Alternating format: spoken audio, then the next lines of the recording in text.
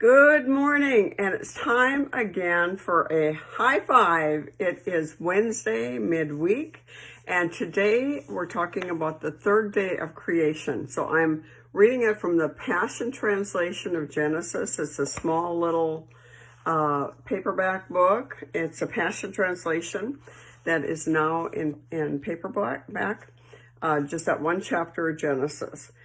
And we're in Genesis chapter 1, verse 6. And God said, we're in verse 9 because we're in day 3. And God said, let the water beneath the sky be gathered into one place and let the dry ground appear. And so it happened. So God called the dry ground land and gathered together waters he called seas. And God saw the beauty of his creation, and he was well pleased.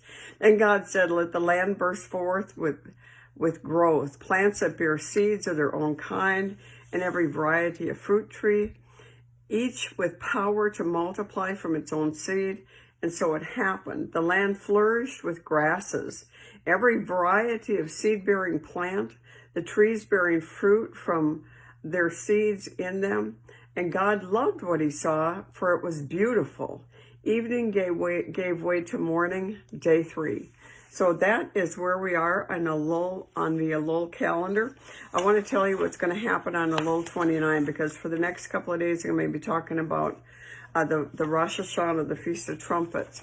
I want to tell you tomorrow night, today is Wednesday, so Thursday night at sundown begins Elul 29. Now that doesn't mean much unless you're in the 7th year rest. Then it's a Shemitah year, and that is the year that in Bible times it meant letting go the remission. It was letting go of the debts. It was and you let your land rest. But since the new the new millennium, since the year 2000, it has come to be known as time for financial implosion on the 7th year rest. So let's look at the first one. I'm calling this a first shaking because that's what Rabbi Khan called it in Harbinger 2. The first shaking was 2001 on Elul 29. On our calendar, it was September 17, 2001. If you remember on 9/11, when they attacked the Twin Towers, they closed the stock markets. And so the stock markets did not open again until the 17th of September on that Monday.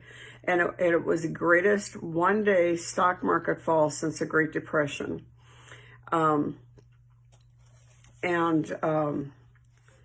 So the second shaking was 7 years later on Elul 29, which was September 29, 2008.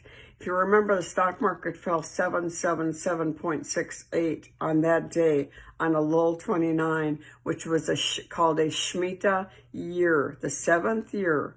On Elul 29, it's called the Shemitah year. And 10 days later, at the end of the Day of Atonement, it fell 678.910. Now, number 4, no, it's not number 4, it's a third shaking, was September 13th, 2015. I'm quoting this from Rabbi Khan when he was on Daystar. I'm being interviewed with Joni Lamb. Rabbi Khan said Shemitah 2015 produced the worst year for stock market in 7 years, 2008. It saw stock markets around the world collapse, wiping out trillions of dollars from Wall Street and Shanghai. It produced 20% of the greatest day crashes in Wall Street history. 2015 ended up being the worst year for making money since the Shemitah of the Great Depression. Now, the next Shemitah year that we will experience is 2022, which is 2 years from this Friday. And so let's go over that again. 2001, 7 years later, it was 2008. 7 years later, it was 2015. And all of those were great financial shakings, and they all happened in Elul 29. So what is the Hebrew word for coincidence? There is none. There is no Hebrew word that means coincidence. That was telling us that we are coming to the end of the end of the end. Amen. God bless you. Bye-bye.